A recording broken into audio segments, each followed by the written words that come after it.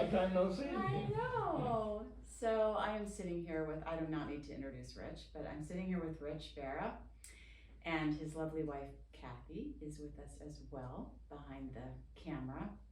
And I thought it would be a nice thing to spend a few minutes talking about you and your career and highlights and AAML.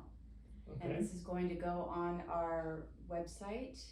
We have a few interviews set up, and I know it will be a highlight for people to take a look at this. So, here we go. Why law? How did you get interested in law, and why did you go into law in the first place? I think, put it succinctly, we backed out of Vietnam. I was able then to go to a more wiser choice for grad school. After I graduated from Stanford, I was probably number two in the lottery for Vietnam, and I wanted to get into a grad school that would be something other than what my parents did, and they were teachers, and it clearly wasn't going to be able to support us the way we wanted to live in the Bay Area here, and so I went to grad school, got a teaching credential, which I could do in a short period of time, and then went to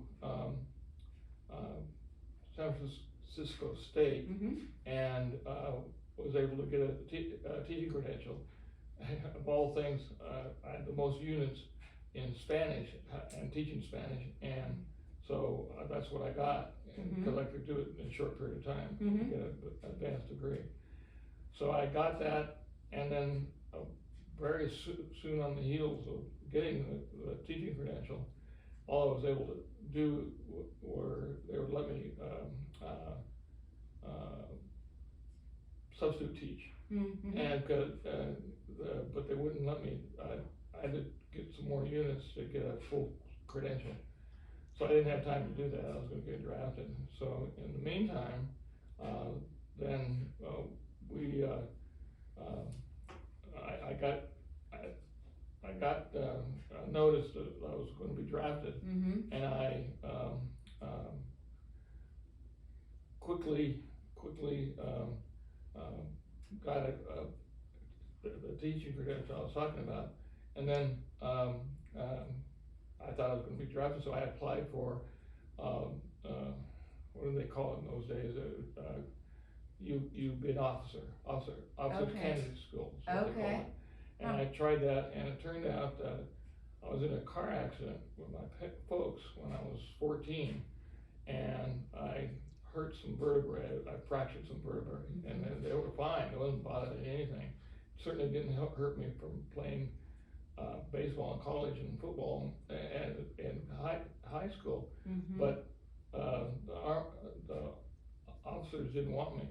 But fortunately, at that time, I found out that they had to classify me as 1Y, and rather than 4F or 1A, which is what I was, which means you're just next on the boat. Right. To go. Okay. Just waiting to be called. Right. Yeah. Right. And also a lot of stuff was going on. We were very political in those days, and so here we are.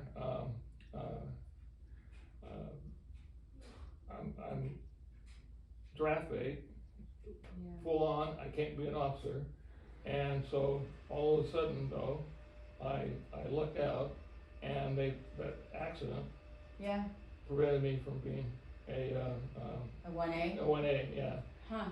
So I was 1Y of all things. So that would mean I'd be next on the list of draftees, and so that's why I finally became a lawyer. I lucked out. And you decided in the grad school you decided on was law. Yeah, right. And that though was a little bit strange, because that was during the day where the protest came up about the war, and the school. 60s? Yes, it was 69, 70, I think. And so that's why I only went to law school for 2 years, really, because they protested and they allowed everybody to not have to go to school, and they said, well, you can go if you want to have a grade point average, so you can go to another grad school for law if you want. And everybody looked at each other and said, why would we going to do that? Yeah. You know? So, well, you have a true grade point average that you can show to people. Right. And we said, well, who would do that? Who cares? So I only went to law school. For 2 years. Got my credential Took the bar. Took the bar. Managed to luck out and pass it the first time, and then started looking for a job. So that was it. Huh. And was your first job with the DA's office? Yes. Okay. And that was in Bakersfield? Bakersfield, yeah, because that's where I grew up, Right. and we had a lot of contacts there, and the DA was a friend of a friend, and who said that he was looking to bolster up his group of lawyers, and he needed new young recruits, and so he asked me to come down and talk to him. I drove down there, and he ultimately offered me a job. And that was your first job? Yeah, And as a lawyer. Right, as a lawyer. And how long were you at the DA's office, if you remember? Just a bit under a year, right around a year. Okay. Yeah, so. And then what? Was the then what family law? Well, that was a little strange how that happened, but it happened, and it just tells you how things work when they get a little, who knows what caused it and all that kind of stuff. So I, working in Bakersfield in the DA's office was hard to do, because if you had any humanity about you, you would be upset with the way that a lot of people prosecuted a lot of cases, minor cases. And I was only doing minor cases. I wasn't doing any felonies or anything like that. And Misdemeanors? in those days, they asked for jury trials for a ticket, a traffic ticket. Oh, wow. Huh. Especially the bus drivers who that's their livelihood, or a trucker, truck drivers. They all did that, and so you had to have a raw young recruit, because you didn't want to waste the experienced deputy DAs on those kind of things. And so they were looking for people like me, and then they knew they would either lose me, which they did after I think I had 25 jury trials in less than a year. In 1 year? In less than a year, yeah. And I think we did all kinds of illegal things. Not illegal, but unexpected, let's put it that way. And that is, we tried 3 defendants and 1 set of jurors, and things like that. Yeah. But that was just whether you're going 70 miles an hour or going 55 miles an hour. It wasn't like, did you rob the grocery store or something like that. Right, So, right. yeah, that was it. Huh. That was what happened. And so, yeah, I did a lot of that, and so, what I digress. That town and that city is, there's a faction to it that's, Bakersfield? yeah, Yeah. is very conservative. So Bakersfield is really conservative. Yeah. And a lot of the deputy DAs there are real conservative. In fact, Trump would love them. So that's the kind of people there. Now they're good people. They know what they're doing, and don't mean to be terrible to people. But as a result, I saw them do a lot of things that made me uncomfortable, even though I grew up there as a kid. So I started looking for other places to go, and there was a job opening. I forget how I found it in Burlingame, and there was one of the older partners wanted to have a young protege who could take over, and I like Was I this mean, I car, didn't- was this car McClellan? Yeah. Or- it okay. pro- yeah, Okay. I'll get there. He hired me to, I thought, to be a, backup to him in some of his, trial work that he had. Okay, like And- second chair, if you will. Yeah, second Mhm. chair, and it was not, it was more business than anything else. Okay, business law. It was business law. Mhm. It turned out, it wasn't him that was looking for somebody, it was another one who was a full board, commercial, lawyer. And he was looking for people, which it turned out to be, sitting at a conference table Mm-hmm. and dodging smoke bombs. All these lawyers in those days smoked all the time, and so if you didn't smoke, you were in deep trouble. But it was boring, and I went in and I told him, I thought I was gonna be a regular commercial litigator. Mhm. And he said, I don't know who told you that we just needed somebody to go through all this class action case we had. And just look at, So- do all the document Yeah, I'm review? gonna be doing all that stuff and then taking depositions, asking the same questions of all the defendants, so they had all that stuff. Yeah, That was my job there, and, so the other senior partner, a guy by the name of Bob Thompson, mm-hmm. he, somehow fell into the, gamut of doing, divorce. And it was just 2 years after they passed the no-fault divorce. So 72? Yeah. Okay. Right, you got, that's exactly right, yeah, okay, so, and so he was not overwhelmed because they were still trying the cases as if they were, Fault. fault-based cases. Right. And he was just getting bombarded. They didn't get the memo. He wasn't used to it, and so, Ah. so I was to help him, that was a lot better. But then I had to teach myself a lot, because he had experience as a fault divorce lawyer, I didn't. Okay. And so but they were still practicing that way. Everybody that was an old, The old guard? the old guard, yeah, Mhm. had to do that. So that's why, I switched over and then got overwhelmed once I did, because wasn't ready for that, and he wasn't much help, so. And was that at Carr? Yes. Okay. So then did you get help? Just academically, Yeah, not okay, not okay. bodies, yeah. Okay. So, Huh. yeah, they had to do a lot of stuff on it, but that. Did you end up teaching them about no fault, or did they do their own? Like Well, Bob Thompson, did he? Pretty much, yeah. Yeah. Yeah, pretty much, but that's because I was there for 20 some odd years. Right. Before I got to that point. And in the meantime, I diverted the practice a little bit towards the private judging.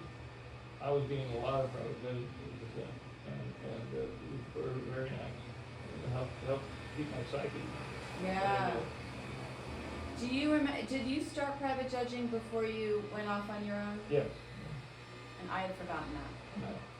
I remember that you started the firm with Christie in '93, Right. I think. So you were already doing private judging.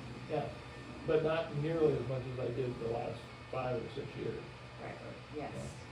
I was 100% private judging. How did you get into private judging? Did you have a mentor doing it? Did you No. see someone doing No, it? it just, people offered it to me. And once I got offered it, I had to be available to them. I couldn't be out there handling emergencies, restraining orders and things like that. I couldn't be doing that. So Right. I started pulling myself away from the regular cases, the contentious cases, Mhm. and just doing private judging. And ultimately, it turned out that they were available to me. Mhm. I didn't have to make them up or go without stuff to do. People were lining outside your door. And the reason why we ultimately went on our own, because Christy was getting pushed around. Christy Spence, the Yeah, other fellow. and she had, so that's the. So you went out on your own in '93 with Christy Spence, Right. right? And were you? Because didn't want to be by myself. Christy was not liking the way the partners were treating her. Mm-hmm. She did all the custody work, and I didn't want to do that. And so. Right. Okay. You wanted to do the property and financial. Right. And mediation and things. I was doing some at that point, and it was really nice over there because they had 3 sets of conference rooms, and you know, and the conference rooms were, for those days, were very, very nice. Mm-hmm. Mm-hmm. And did you have any mentors for mediation? How did you get into mediation? Took a couple courses. Did what we did down at the courthouse sometimes when we went into the conference rooms, the negotiating rooms that were down there, and just sort of learned by my seat of my pants. Ah. And do you remember what got you into mediation? Were you looking at cases a certain way and thinking? It freed up more of my time for private judging.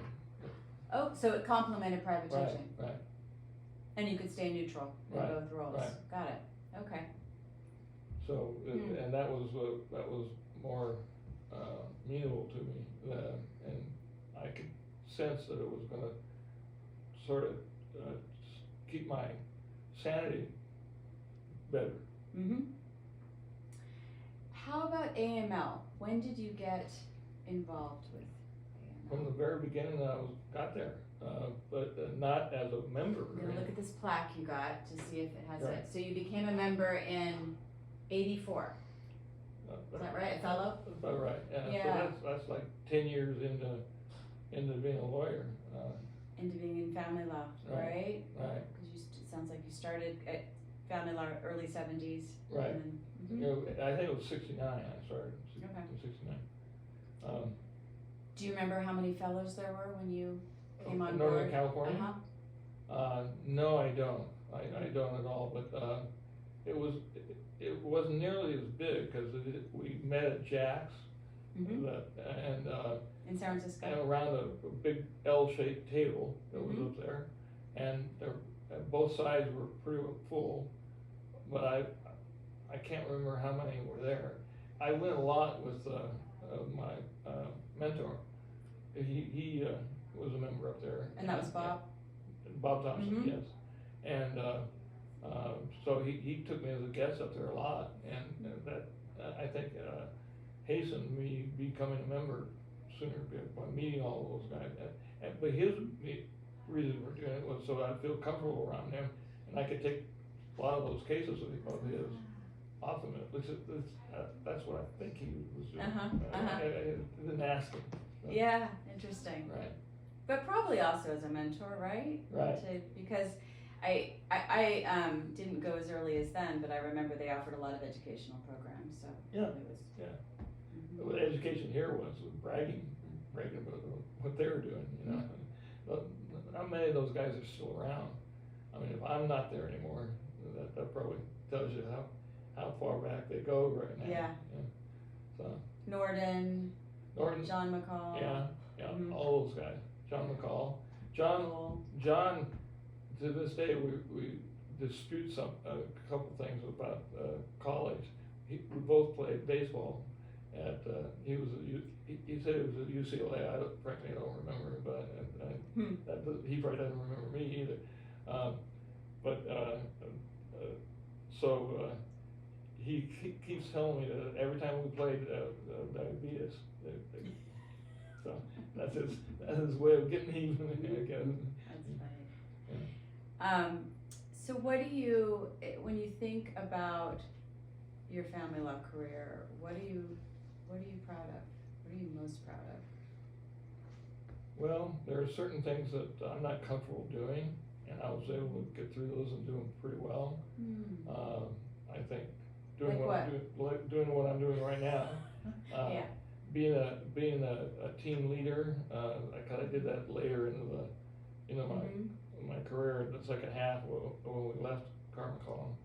And so those are the kind of things that I value the most. I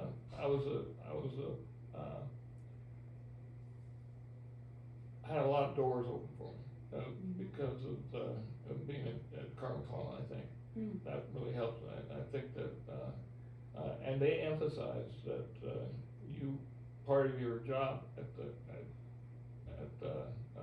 the firm was to make a name for yourself and have the entirety of the bar association appreciate what you do, what you've done for them. And so, and I don't remember how many people did a lot of family law, but probably nobody as much as Bob Thompson and I did. And so at at Carr, or at that time in general? No, at Carr. Yeah. Well, I know how many did at Carr, but a bar association didn't know that many. Right. So there weren't a lot of family law attorneys Well, in there weren't a lot of big Bar. firms. There weren't a lot of large firms because this is a small county, and the things they do and don't do are not typical of large city law firms. You know, San Francisco lawyers and things like that, where those are the big law firms, and they're not family law lawyers. Right. So. Well, you would often talk about that it's so different, the billing practice in family law. You can't do these big chunks of billing. Right. Point 1, point 2. So Right. it's hard to survive in a large firm that doesn't do family law. Right. Yeah. So that was the Carmichael part of my career. It goes Bakersfield, well, law school, Bakersfield, and then Carmichael, and then Berra Stance, and then these two other associates became partners. Yeah, and the other one, then only those two other partners when things got a little dicey there, and then Ellen kept it together. Yep, and she's keeping it together. Right, and we all sort of followed in her footsteps at that point. It's sort of, yeah. So a few of us went out on our own. Well, you guys you propped me up more than you and Ellen propped me up way more than anybody did even lately, you know. So, yeah, I owe you guys a lot for. Right back at you. Yeah. You are my mentor. Yeah. Good. Okay. But check the certificate on the back of it. Be real careful with what you say and do. Thank you. All right. I think we'll call it.